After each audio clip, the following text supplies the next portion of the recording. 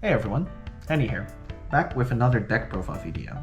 So this time I'll be showing off my first place Utrecht Regionals Gallantmon deck. This Regionals took place November 8th and November 9th in Utrecht here in the Netherlands. There were around 180 people or so participating, and it was a top 16 top cut for day 2, and I managed to win the event with Gallantmon.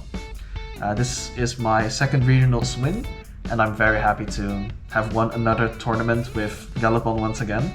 So very excited to talk about it. We originally wanted to film this video a bit earlier for you guys, but I was still waiting for an important piece of the pricing to arrive. The main piece that I was waiting for was, of course, the mat. Also, the Utrecht Regionals was the first European regionals event that featured the new BT23 set. It was quite interesting to see how the meta was changed compared to the previous set, with new decks becoming stronger and more popular.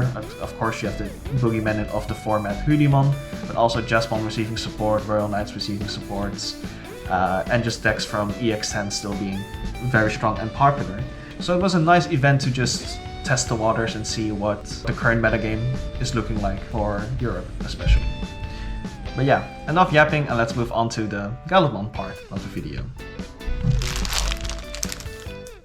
So to be fair, I have to say that this deck feels kind of standard, because I think Gallantmon for a pretty long time has been a mainstay in the meta, so with time passing, the deck has kind of been more or less solved, I'd say. But I did make some changes to fit my personal playstyle and also to combat the meta a bit better from my experience, especially Digimon.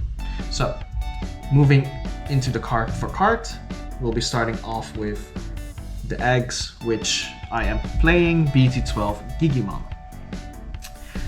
So, this is one of the contention points I think of the deck, whether you like the EX2 Digimon for the when attacking draw, or this Digimon for the 1k plus on deletion effects. As you guys may know from my first Regionals win, I am a big fan of this Digimon. And I think the utility of having 1k extra DP added to deletion effects just helps you hit certain thresholds, and especially if you're running Crimson Blaze, which is like one of the only ways to really stop a Digimon pop-off turn, having it hit 7k thresholds, which are most level 5s, is really nice and really important. So this is the one I'm sticking with for the foreseeable future. Alright, then moving on to the rookies. I am playing 10 rookies, 4 Gallantmon X, 4 BT21 Gallantmon, 1 starter deck Warp Gallantmon, and 1 Rush Gallantmon.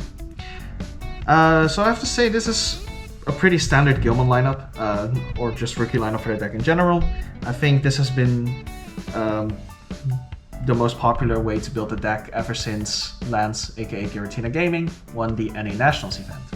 Also shout outs to him, because I did get some feedback on Gallantmon for the new format, and I was also just like discussing the deck a bit with him. So I'm personally playing 10 rookies. I think this is the bare minimum for the deck. You can definitely play 11 and even 12 if you want more consistency on opening a rookie, but I cut down to 10 because I had to make room for other cards. So this was one of the areas where I had to cut down some cards. Then moving on to the 4s. 4 Gallantmon X, 2 BT17, and 2 starter deck. I think this is also quite standard. I was on 9 level 4s before, but I cut down here as well to make room for other cards. 4 Gallantmon X is just, I think, the standard nowadays. The card was one of the wanted list Digimons to be hit on the ban list, but it didn't. So we're still using it for the consistency mainly and for the extra memory. And these 2 Gallantmons, it's for the memory gain, which is just more efficiency while climbing up. And also 2 BT17 for a early Digivolution pop to gain the memory back, but also the 2k DP inherent to pop larger bodies when you're at 0 memory or less. So this one is very clutch in certain matchups. Then moving on to the level 5s of the deck. 3 Wargallantmon X, 2 BT17 Wargallantmon, and 2 BT12 Wargallantmon. So 4 level 5s is quite standard with 3 Wargrowl X usually and then 4 of Wargrowlmon names. I think the most standard lineup is playing 4 of the BT12, because in combination with BT9 X antibody you're able to swing and then gain back the 2 memory mid-attack. But in this version and my preferred version of the deck, I'm not gravitating to that playstyle, so I only run it at 2 because I wanted to play more of the BT17 Wargrowlmon.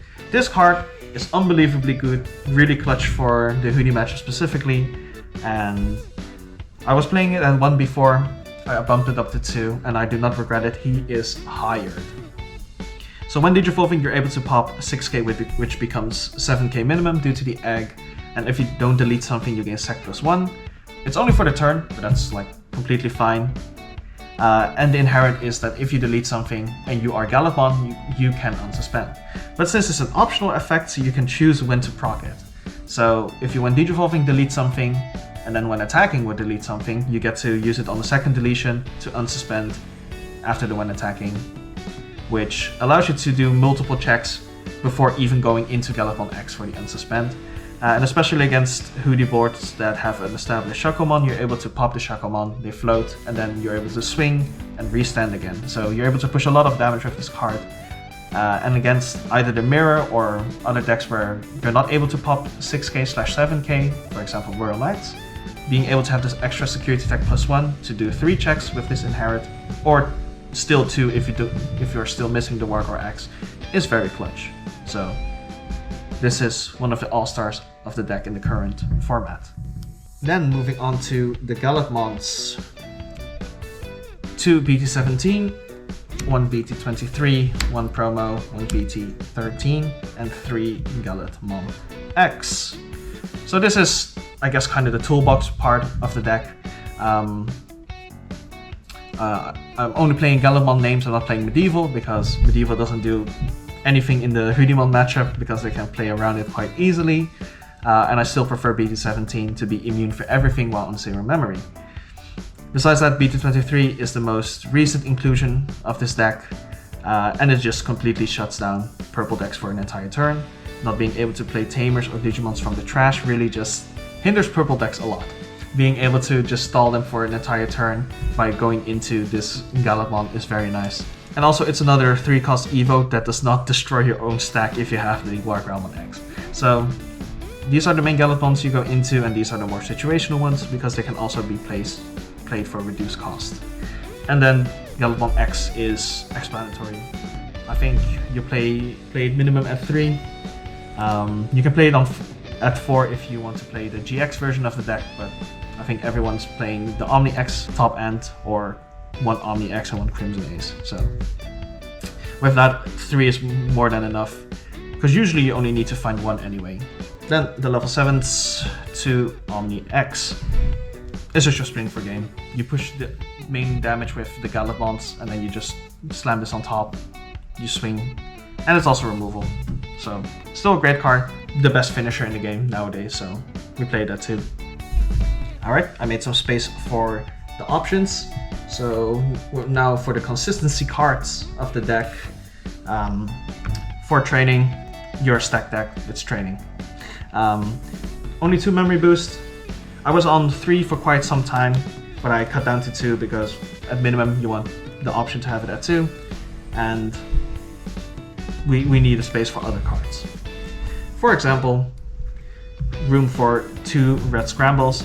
In this version, because we are mainly staying at 0 memory or having the gauge at our side, having the scramble to regulate the evo costs and also having the crackback potential is very nice. I wasn't on it originally, and then I slowly included it in my Gallantmon deck list, and now I'm very satisfied with the card at 2. Then my ever faithful servant, Crimson Blaze. Yeah, Hoodiemon is a deck. There's no real way to stop it once they pop off. Crimson Blaze stops them from playing Digimon by effect, so that's the main reason.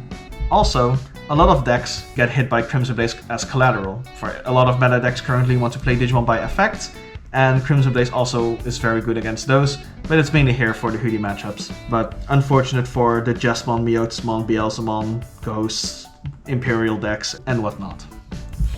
And then lastly, the X Antibody package. I am playing only 2 Protoform. I think 2 is minimum for an X Antibody name. And usually you can go either 2 BT9 and 1 Protoform or 2 Protoform and 1 BT9. I mainly only play around Protoform because I really value the memory regulation, as I'm mainly staying on 0 all the time, or try to. So Protoform is my preferred way to have it. I know some people prefer BT9 X Antibody. It isn't necessarily wrong or anything, it's just a player preference, and for me, 2 Protoform is my preferred way. And then lastly, we are playing 3 of the coolest boy. 3 is like the sweet spot for this card. You can play it at 4, but usually you're only playing down 1 or 2 in a game anyway, so having 3 makes it that you see it more than enough throughout a game. And that rounds up to 50. So this is the entire deck list. If you guys want to see gameplay on it, there's plenty of it on the channel, so definitely check it out if you're interested to see how the deck works in action. I do want to talk a little bit about Gallantmon's place in the meta, because Gallantmon has been a mainstay in the meta for a very long time, ever since the new EX8 cards got introduced. And mainly now with BT23 and some of the decks from EX10 that are still very strong. Gallantmon is in a very interesting position, because I already mentioned it before, but with Digimon being the boogeyman of the format, a lot of decks usually are decks that have a game plan against Digimon, or you just play Digimon yourself. So I think the strong point with Gallantmon currently is that a lot of decks that have favorable Digimon matchups, Gallantmon also has a pretty favorable matchup into, or at least not a hard losing matchup into. In terms of the matchup between Gallantmon and Digimon itself, I think it is Digimon favorite. Depends on the version of the deck, I'd say. I know that the Bristol Regionals was won by Control Hudi, and for that Gallantmon is like kind of 50-50, because of course you can be immune for everything with BT17, but options are still a problem. So depending on the build, which options they play, or the security, it can be a little bit tricky to OTK in one turn. And also Digimon being able to push damage and then clear their board with their Tamers, bouncing back their bodies, can be annoying because you're not getting the deletions and the memory gain to go up faster and more efficiently, so it takes a bit more time, and usually that is enough for Digimon to close out the game. So it really depends on the setup and what cards you find in that matchup. And sometimes the only way to win is just you look at your security and you say, if there's a Crimson Blaze in security 1, 2, 4, it's playable. If it's on the last one, I think I lose. Sadly, that's how that matchup goes. But in terms of other decks that are good against Digimon, if you think of like RP Imperial or some of the purple decks like Miotismon, Beelzemon, or any of the Growloop variants, which are like very fast and explosive and can usually beat down Digimon before they're able to establish their entire board, Gallantmon is just really strong against those, because Crimson Blaze for one shuts down a lot of decks, BT23 Gallantmon shuts down a lot of decks. So if you're able to find those pieces throughout the game, you're able to just win from there. And besides that, like decks that were strong before as well, if you look at Rocks, for example, or RK, Gallantmon has, I'd say, just a like 50%, just a 50-50 matchup into it. It can go both ways, but it's not unplayable, and that's the main thing I really like about Gallantmon. There's not like a hard losing matchup.